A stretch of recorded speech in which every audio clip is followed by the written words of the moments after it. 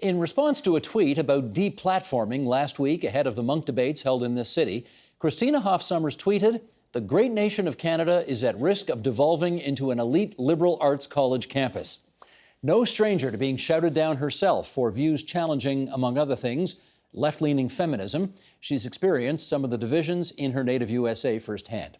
Christina Hoff Sommers is a resident scholar at the American Enterprise Institute and author of several books, including The War Against Boys and Who Stole Feminism? And she joins us now to talk about a polarized America. So nice to meet you. Nice to meet you. Shall we share with our good viewers here about something that happened to you not too long ago at Lewis and Clark College in Portland, Oregon? This was somebody trying to give a speech, and it kind of got ugly. Sheldon, go. Mic check. We choose to protest. Male supremacy. Not give it. A platform. Christina Sommers has repeatedly delegitimized the suffering of women. Worldwide.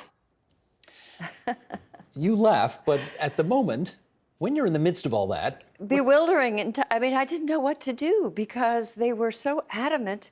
And there were, to be fair, the majority, this was a law school, did not expect that. I've had this sort of thing happen at Oberlin College and Georgetown, you know, sort of very precious liberal arts colleges. But I didn't expect it at a law school. So the majority of students there came to listen. A lot of them disagreed with me, but they wanted to hear what I had to say. You could see some guy sitting in the front row looking vaguely embarrassed about the whole thing. It was embarrassing, and the school, you know, was apologized. But this is a situation, and I was there speaking. I am a feminist. I'm a liberal feminist. I just take exception to some of the excesses of my more radical colleagues. And so I was there to argue for moderation. Arguing for moderation was considered a form of violence. Explain that to me. Well, because I question what I feel are some exaggerated statistics about women's vulnerability in the United States. And they thought that by questioning the statistics, I was implying that the problem didn't matter, and therefore I was denying the problem. And what I say is the problem matters greatly. Violence against women, economic injustice, these are serious issues that need sober research, not hype and spin and, you know, hyperbole, and we have too much of that. Well, that was what I was going to say, but I wasn't really allowed to give my speech. Did you get to give the speech eventually? No, I really didn't. I just had to, basically, they kept coming back, and they had people outside that you couldn't see. And finally, the dean of students came and just asked me to wrap it up and take questions. So I took a few questions and then left by a police escort. So they successfully shouted you down? Yes. Silenced you in some respects? And it got a lot of publicity because we see that this sort of intolerance is escalating. You're in law school. You're there. You're supposed to, I thought the purpose was to learn how to argue, you know, and I expected and welcomed argumentation and challenge from the students, and I love that. I mean, sometimes I hope they change their mind, sometimes I change my mind. That's what was supposed to happen. It wasn't allowed to happen. Well, I did see that. I mean, that clip goes on for several minutes, obviously, and we just showed a snippet of it. But later on in that episode, some students did say to the protesting students, "Come on, stop it, let her speak. We want to hear her speak," right. And then ask questions afterwards, and not even that happened, eh? You know, I've been speaking on college campuses for many years. In the past, if students had said that, they would have subsided. What's changed is they don't any longer, because I think this new ideology that speech is violence, that I'm denying and I'm otherizing, I'm guilty of something to which they think the proper response is to silence me. Is that the worst situation you've been in like that? In other words, does this happen on other campuses when you go elsewhere?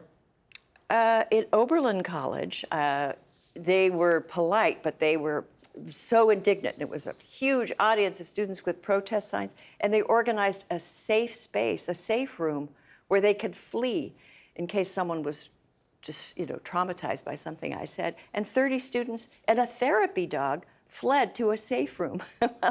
I feel bad about that dog. 30 students left your speech and went to a so-called safe room where right. they would be protected from whatever it was you were right, saying. where they could feel safe. What do you think of that? I thought it was ridiculous. And that I had police escort. I don't know if they were protecting me from the students or the students from me, and it happened at Georgetown. It happened at UMass. There was a young woman going, F you, as I was speaking, and lots of other people, So I've seen these antics before, but not before about 3 years ago. So something has changed, and What? it's just, the campus is a story unto itself. And part of it, I think, comes from theories that are popular, that are taught by the Gender Studies Department in this case. There was a professor who supported the students protesting me at Oberlin, and he called my discourse discursive violence. So these ideas some people say, oh, it's just youthful, folly, and they're excited and impassioned. But there's a theory behind this youthful folly, and a rather intolerant theory, a theory that does not really respect freedom of speech and our constitutional freedoms in general, because they see it as all part of a kind of patriarchal, oppressive system, and that we have to tear down the system and start anew. Something they have in mind. Can't imagine what that would be. Now, I'm sort of trying to figure out what your politics are, because you're at the American Enterprise Institute, which is sort of a conservative think tank, but you've already said you're sort of a feminist and small L liberal. So where is your political home these days? Well, I think like a lot of people, I'm homeless, politically homeless. I'm still a registered Democrat. That was out of respect for my 94-year-old mother. That's the family religion. And I consider myself sort of moderate politically. And there used to be liberal Republicans I liked, or conservative Democrats, and that was fine. But nowadays, both parties are becoming highly polarized. They have retreated to their corners, haven't they? They've retreated to their corners. Yeah. And what's very worrisome is just the anger that both the groups have to one another. I don't hate people because of their politics. I mean, unless it was something, extreme and hateful. But a Republican, a Democrat, my family is politically quite diverse. And we all get along. Quite diverse, but you just, your mother, you just referenced your mother. Yes, my mother's very, my mother is a socialist. She's very left-wing. And my sister sort of goes along with her, but I have uncles who are conservative. My husband's side, Orthodox Jews in Borough Park, New York, some of whom are Trump supporters. I get along with them. I don't hate them. Of course not. You just find a way to work with it. But now I've read polls that people, what they would fear most is if their child would marry, a Republican family would be horrified if you married a Democrat and Democratic family. And apparently prejudice against the parties, between those two parties, is far more extreme than racial prejudice. Okay, that's hilarious. I hadn't heard that before. So never mind marrying outside the faith now. It's marrying outside the political faith that's more important. That's right. Oh, wow, that's different. You did mention that you've got pro-Trump people in your broader family. Yes. How do you have a conversation with them about politics in America today? Avoid it. Really? That's what it's come down to? Yeah, and then with my other side of my family who are far more left than I am, I try and find common ground on some issues. So you're the one. You're the one American trying to find common ground nowadays. Actually, there's probably a lot more of you out there. We just don't hear from you. Oh, I think we're a majority. And again, the people that are on the far left and even on the campus, I think they're a minority. They're just more confident and more vocal.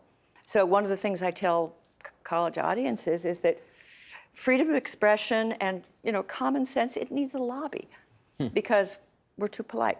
It's not that everyone shouldn't be polite and civil, but we should be a little more outspoken. So. You live just outside Washington, D.C., and how long have you lived in Washington for? Since 1997. Okay, so you've seen a few different administrations come to town, and every time one does, it changes the city a little bit. How is Washington, D.C. as a city different now that Donald Trump and his team are in? There's more polarization, and I've seen groups of friends, people stop speaking to one another, and their new alliances, and it's, just people are very nervous, and everything is fraught. Fraught, meaning if they're having that, like I can't go to that party with those people because they're never Yeah. Trumpers, or they're all only Trumpers, or that kind of thing? That's right. We had that happen. I mean, this happens, right? This happens. We had it in Canada, in Quebec, over the issue of separation of Quebec. You know, families get broken up over this kind of thing. Have you lost friends over it? No, I don't think I have, although maybe I don't know. You know when I lost friends is when I first started years ago protesting some of the radical directions that feminist theory was taking. And then I was sort of excommunicated from a religion I didn't know existed. And so that was where I sort of got used to it. So now I refuse to lose friends over politics. And, you know, I have a few people, I see some of them are pundits, and I hear what they say, and I'm a little alarmed. Name names. Laura Ingraham. Okay. Very She was conservative radio and television Right. host. You think she's off the deep end now? A little bit. Yeah. And maybe Dinesh D'Souza, who used to be at AEI, and I just hear things. And I mean, if I meet him, I've known him for years, but then I hear things, and they just are. I want him to calm down. Both of them are very smart, but maybe that's how you get celebrity, is to take an Didn't he just extreme get a pardon position. from the president, Dinesh D'Souza? Yes. The president just pardoned him. Yes. I mean, we've had him on this program, but I remember interviewing him, I think, probably 15, 20 years ago, and he was sort of considered a mainstream conservative back then, and now he's where? I think he's, well, I wouldn't say alt-right, because I'm not even sure what that means anymore, but pretty far to the right. Have you figured out how Donald Trump became your president? No, I never thought it would happen. I laughed at friends. I was at a party, and Andrew Sullivan was there before the election, and he said, he's going to win, he's going to win. And I thought, oh, there's Andrew being Dramatic again. dramatic and, catastrophizing. And it happened. Now, I've seen so many different analyses, but I think one lesson we've learned, particularly people in Washington, D.C., and leadership, that there's a large group of people in the United States that were not winners in globalization, and they didn't find a place for themselves in the new economy. And, they spoke. And I don't mean this to sound as critical as it's going to sound, but folks like you didn't know any folks like that, right? Because, there's this old Pauline Kael line in 1972. How did Nixon win such I don't know anybody who voted for him, right? I know. I remember the first time I voted. I was in New York City in Greenwich Village voting for George McGovern, and everyone in the Greenwich Village post office was voting for Mr. McGovern, and then he lost, and I couldn't believe it. Lost every state but one. Like it was a rout. So I don't see I'm not in touch, with. But I was surprised at and now I do try to pay attention. And well, let's see about this. Decision day is tomorrow. Do you know who you're going to vote for? Not really, because I live in Maryland. You live in Maryland, so you're going to get to vote for. Well, obviously, the governor is popular and a Republican, and I don't really know who. I mean, you've got all the House races are available. Yes. Obviously, this is not a presidential election year, but you've got all the House races available. A third of the Senate is up for grabs. I don't know if Maryland is one of those states. We have one. I would be satisfied if the House were goes to the Democrats. Maybe the Senate stays with the Republicans. You'd be content with that? I would. How would things change if that happened? Oh, not much. Although the Congress would have power to do a lot of investigations. But I don't think that's a bad thing in this case. Yeah, the Democrats in the House of Representatives, if they had the majority, would be able to undertake numerous investigations into the president. Right. Would that be good? It would. Here's the thing. It would feel good to me because I don't think he's a Machiavellian with an elaborate political plan to take over the world, because I don't think he thinks that much about politics. I just worry about corruption and chaos. And so the House might be able to help that. But on the other hand, I worry about the left, and I worry about liberals as well. What do you worry about? Because a lot of the kind of crazy politics, political correctness, just reckless views on immigration or government regulation that we used to associate with the far left are now mainstream positions of many Democrats, or they go along with them, even if they don't care to do that. You're a long way from Bill Clinton's Democratic Party today. Well, you know, I miss Bill Clinton, not the extracurricular activities, but that was the kind of Democrat that I was comfortable with, more and centrist I Democrat. think he was a good leader. And people seem to have forgotten that we are a pluralistic democracy, and that means that you have to compromise. And the language of compromise is just gone for both parties, and so we're going to get extreme positions that are damaging to the country. So Compromise is a dirty word in the United States right now. it is. It really is. Yes. Do you have a sense about how the country is going to come back from the, we said earlier they've Right. gone to their respective corners. How do we get more people snuggling into the middle where compromise is possible and progress actually happens that has a broad consensus? It may be that the reason that we're getting away with some, not cooperating, not accomplishing much, creating chaos, maybe we're getting away with it because overall things are pretty good. They're not great, and they're certainly not great for a lot of people, but overall, compared to other societies and other periods of history, there is, most Americans, crime is way down, employment is way up, and overall people are safe and secure.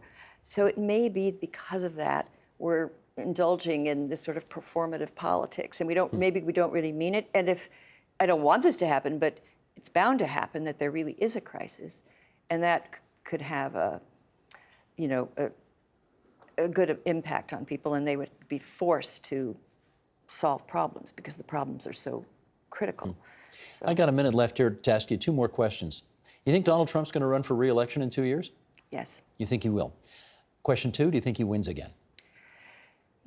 I can't believe that he would, except when I see some of the antics of the far left, then I think that, people, it's tiresome because people say, oh, well, that's why Donald Trump won, the left does something crazy. But it may be that he can win.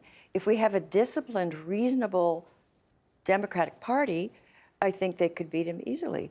But if they choose a candidate that, I don't know, you see some of the candidates, it's not reassuring. So I worry if the country had to choose between the far right and far left, they'll probably go to the far right. You really are politically homeless, aren't you? Yes.